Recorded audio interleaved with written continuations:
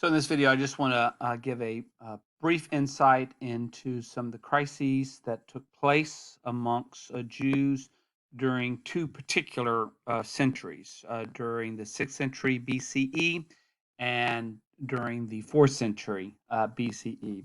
So these were two very dramatic events that kind of shaped the way in which Judaism would develop during the next several centuries. So, first of all, we'll begin here noting this is when the time of the Babylonian captivity, the 6th century BC. And so, what we have here, first of all, is the destruction of Judah. So, this tribe, who had the southern kingdom, is now broken up. The Babylonians did what many occupying forces would do. They not only destroyed the city, they destroyed the temple, and they also took from the city lots of people to serve in different capacities back in Babylon. But there were people who were left as well, but there wasn't much of a city, there wasn't much of a, kind of a community, there wasn't much of religious structures that were in place. So Judah's destruction was a significant event. So what happened is the people who were removed experienced both a loss of land. So that land is no longer theirs. It was belonging now to the Babylonians. They certainly lost their monarchy. The kings that had been ruling had now ended. And so they had no king and they had no temple.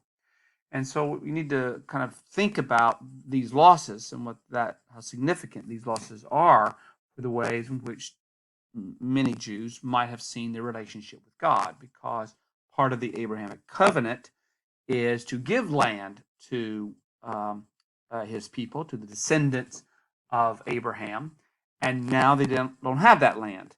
There had been promises as well about a king, and that this king is the representation of God's sovereignty over his particular people. And now that representation is gone. The temple, which is also a indication of God's presence with his people, now that is removed. So all these items, which are symbols of the relationship that these descendants of Abraham would have, they're now removed. And so this creates a crisis in terms of understanding how does one then begin to think of the relationship that these descendants are going to have with the God of Abraham, Isaac, and Jacob. So this creates a kind of a theological crisis, what's known as theodicy as well. So theodicy is basically the question about God's justice. And so how is God just in all this if he is destroying his people? So, God is supposed to be faithful. And, okay, so there's this covenant relationship. Of course, in the covenant, if Israel or God's people are disobedient, then there are punishments. People are certainly experiencing this punishment, but they are almost to the point of not existing anymore. And so, how is this just of God or faithful of God to maintain his promises to Abraham, and that the people would have a land? So they need to be punished for not keeping the covenant. But how is their extinction, if this is what occurs?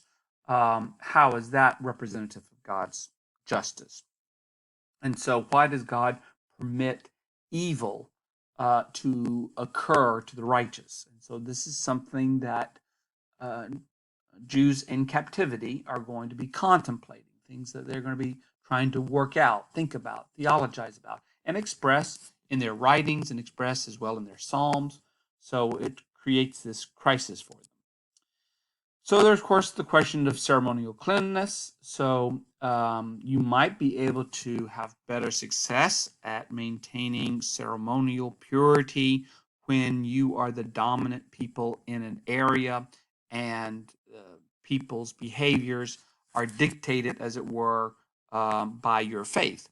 But when you now live amongst the Gentiles, you're surrounded by the Gentiles, you serve the Gentiles, how do you remain ceremonially clean when you are basically contaminated because of all the things that the Gentiles impose upon you?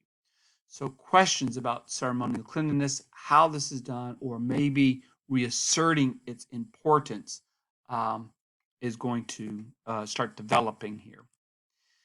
The other problem is going to be what we call a syncretism. So syncretism is this idea that is kind of a melting, as it were, of ideas and values, identities.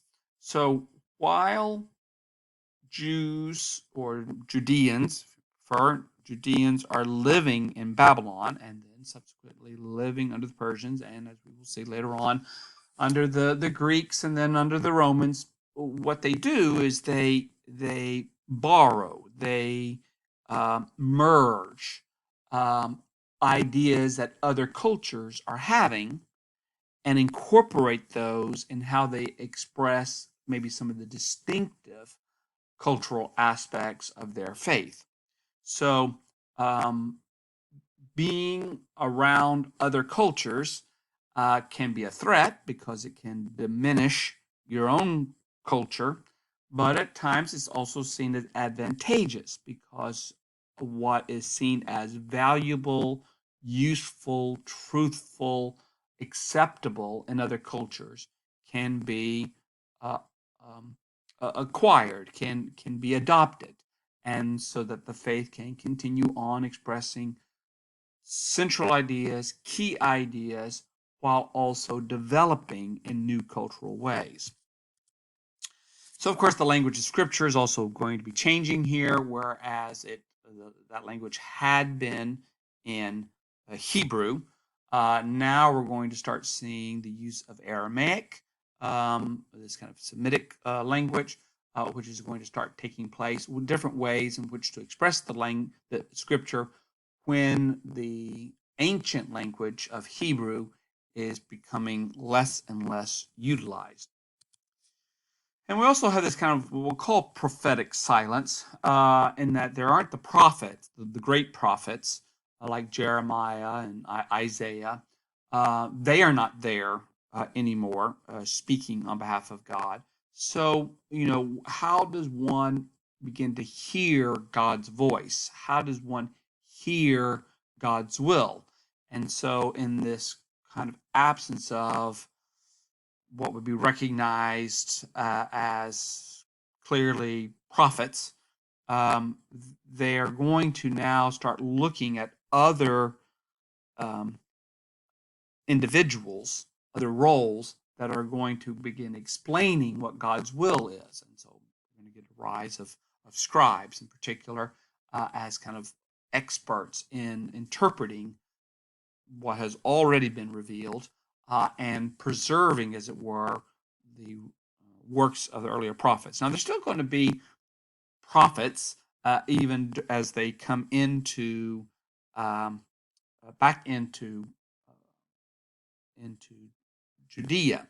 There's still going to be, in the days of Ezra and Nehemiah, there's going to be prophets, but the level of or the impact of the prophets that had been seen in the period before the exile, that level is no longer going to really be experienced or seen or accepted. So there's going to be this change that takes place. Now, then we're going to jump up a century to the 4th century. And so the 4th century primarily is with the invasion of the Greeks. So the Greeks are going to fight with the Persians, they're going to defeat the Persians, and going to start taking over the land of the kingdom of Persia, which will include Judea.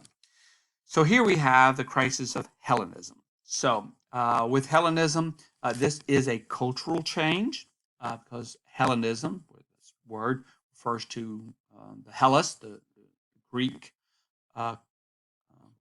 land, and the people who lived there. So they're going to bring with them their ideas, their values, but they're not. Hellenism is kind of interesting in that instead of saying that previous cultures are no longer to be continued, in other words, they should be eradicated, there now becomes more of a blending of ideas, an embracing of lots of different cultures, and Hellenism finds itself quite adaptable to how different groups of people think about the world and philosophize about the world and seek to validate things that are going on in different parts of the world. So, anyway, it is a cultural change.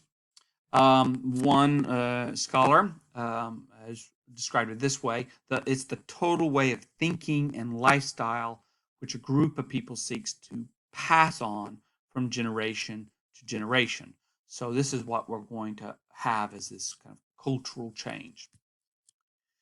There are going to be three distinctive features of the cultural change for Hellenism. They are the government, the daily life, and what we're going to call the Greek spirit. And so in another video, I will kind of go into these particular aspects of Hellenistic cultures and its impact amongst Second Temple Jews.